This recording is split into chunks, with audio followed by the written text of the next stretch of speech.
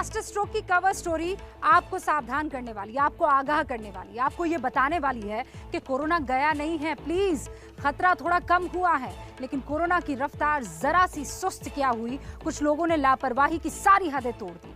कल तक जहां अस्पतालों के लिए कतार लगी थी, वहीं आज कुछ शहरों के होटल्स के कमरों के लिए मारामारी हो रही है, वो भी कोरोना की सारी गाइडलाइंस को साइड में रखते हुए। देश के कुछ हिस्सों से ऐसी तस्वीरें आ रही हैं कि दुखी हो रहे हैं।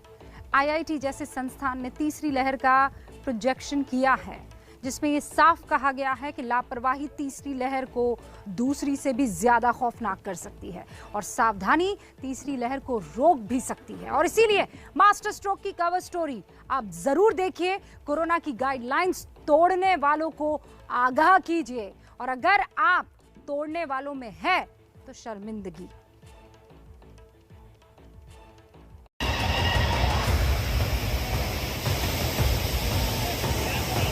कोरोना अब नाक के बराबर है, मास्क तक ही कोरोना रहता है।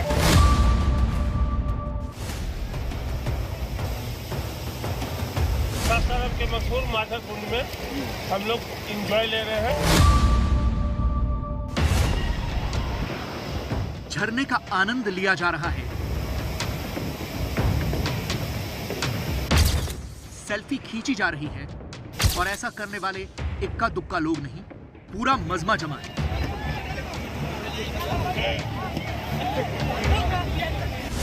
यह बिहार के रोहतास जिले का मांझर कुंड है, जहां इन दिनों ऐसी भीड़ उमड़ रही है कि पूछिए मत। किसी को भी देखिए, आपको लगेगा ही नहीं कि इन्हें कोरोना की जरा सी भी फिक्र है। कैमूर की पहाड़ी पर बहते इस झरने में हर साल जून जुलाई के महीने में रोजाना सैकड़ों हजारों पर्यटक आते हैं, लेकिन कोरोना के इस वक्त में ये भीड़ भाड़ बेहद खतरनाक है।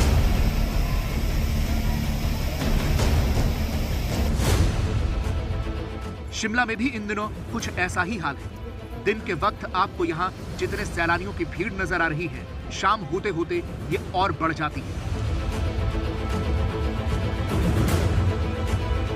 दिल्ली, हरियाणा, पंजाब और यूपी जैसे राज्यों से आने वाले पर्यटकों की संख्या दिन ब दिन बढ़ती जा रही है। हिमाचल प्रदेश के सोलन में टॉय ट्रेन को देखिए। कालका शिमला रेलवे ट्रैक पर चलने वाली टॉय ट्रेन पूरी फुल नजर आ रही है। चिंता की बात तो यह है कि ट्रेन के अंदर कई लोग बिना मास्क के भी नजर आ रहे हैं। सोशल डिस्टेंसिंग को तो यहाँ पूरी तरह से भुला दिया गया। इस ट्रैक पर रोजाना चलने वाली 10 टॉय ट्रेन में भीड़ का आलम यह है कि इसमें अगले कई दिनों तक एडवांस बुकिंग चल रही है। ट्रेनों की ऑक्यूपेंसी 100% है, और बल्कि वेटिंग चल रहा है इसके अंदर ना, क्योंकि जैसे ही ये लॉकडाउन का थोड़ा सा इधर एंट्री खुली है तो बहुत ज़्यादा रश शुरू हो गया, टूरिस्ट बहुत जा रहे हैं। तो क्या मान लिया जाए कि कोरोना खत्म हो गया है? दिक्कत यह है कि तीसरी लहर की आशंका के बीच भी लोग समझने को तैयार नहीं है। उल्टा अंधविश्वास के चक्कर में अलग पड़े हुए हैं। बनारस की तस्वीरें देखिए। कोरोना के नए केस आने का सिलसिला जैसे ही थमा, लोग लापरवाही पर उतर आए।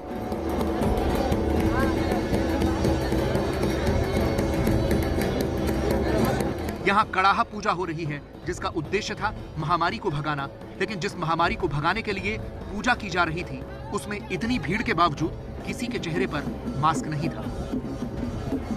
इन लोगों का कहना है कि कोरोना में जिन लोगों की मौत हो गई है, उनकी आत्मा की शांति के लिए ये पूजा की जा रही है। लेकिन सवाल यह है कि क्या ऐसे आयोजन करना नई मुसीबत को दावत देना नहीं है?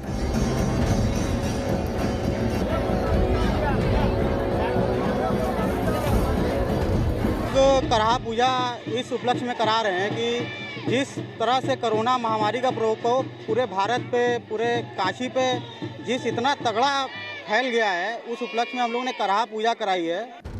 हैरानी इस बात की है कि यह आयोजन कैंट इलाके के अर्दली बाजार पुलिस चौकी के बेहद करीब एक कॉलेज के ग्राउंड में किया गया, और वो भी वीकेंड लॉकडाउन के दिन। लेकिन न पुलिस को खबर मिली, न प्रशासन ने कोई एक्शन लिया।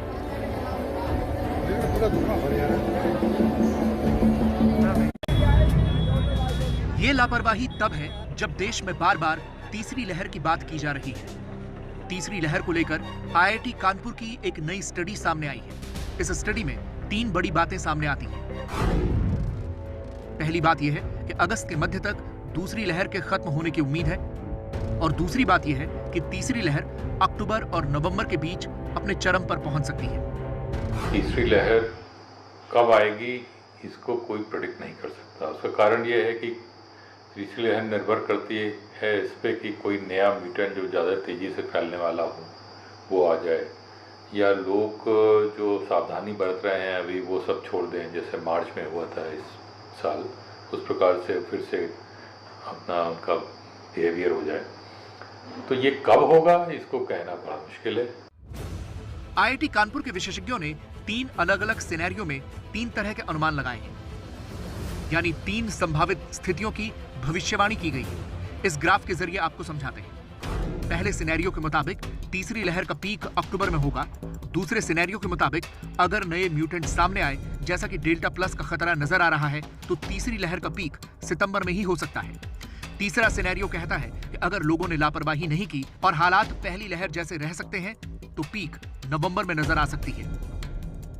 तो यही अंदाज हमने अपनी तरफ से लगाया कि मान लेते हैं कि अगस्त तक लोग सावधानी बरतना छोड़ दें, और ये भी एक अंदाज लगाया कि मान लें कि अगस्त तक नया म्यूटेंट भी आ जाए जो ज़्यादा तेज़ी से फैलने वाला हो, तब क्या होगा। और उनके अनुमान जो 3 प्रकार के अनुमान हमने लगाए हैं, तो यदि नया म्यूटेंट आता है तब तीसरी लहर कुछ तेज दिख रही है, लेकिन फिर भी जैसे दूसरी लहर के मुकाबले आधी भी नहीं है, उससे भी कम है।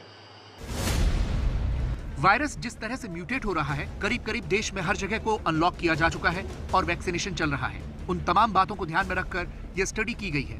इसमें तीनों ही सिचुएशन को देखें तो 3 बातें निकल कर आती हैं। पहली बात, तीसरी लहर का आना करीब करीब तय है। दूसरी बात, तीसरी लहर कोरोना की दूसरी लहर से आधी होगी। और तीसरी बात, नए म्यूटेंट से तीसरी लहर का खतरा बढ़ भी सकता है। हालांकि स्वास्थ्य मंत्रालय का कहना है कि लापरवाही न करने से तीसरी लहर को टाला भी जा सकता है। थर्ड वेव आना नहीं आना हमारे हाथ में है।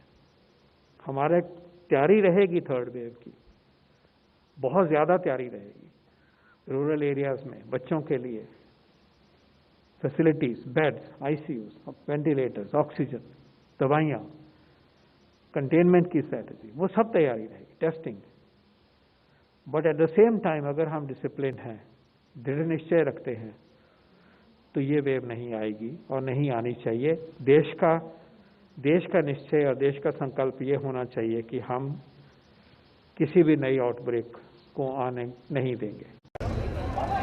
तीसरी लहर में वायरस के नए वेरिएंट का खतरा जताया जा रहा है, जैसा कि डेल्टा प्लस वेरिएंट।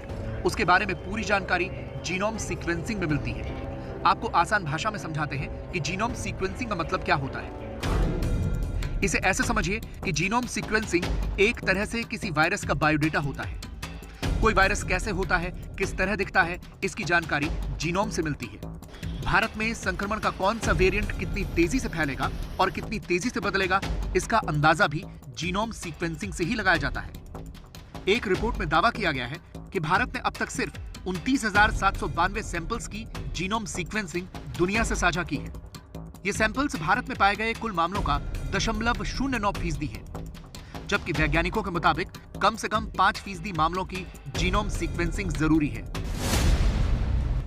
लेकिन दिक्कत यह है कि जीनोम सीक्वेंसिंग के मामले में भारत अभी भी बहुत पीछे है। जबकि WHO के मुताबिक डेनमार्क में जितने मामले सामने आए, उसमें 39.3% की जीनोम सीक्वेंसिंग की गई। ब्रिटेन में 10.6%, स्वीडन में 6.29%, जापान में 6.68%, अमेरिका में 1.76% और भारत में 0.09% जीनोम सीक्वेंसिंग हुई है। माना जाता है कि भारत में जीनोम सीक्वेंसिंग में हो रही देरी की वजह लैब की कमी है। हालांकि कई जगह ऐसी लैब्स तैयार की जा रही हैं, लेकिन फिर भी उनकी संख्या देश में अभी काफी कम है।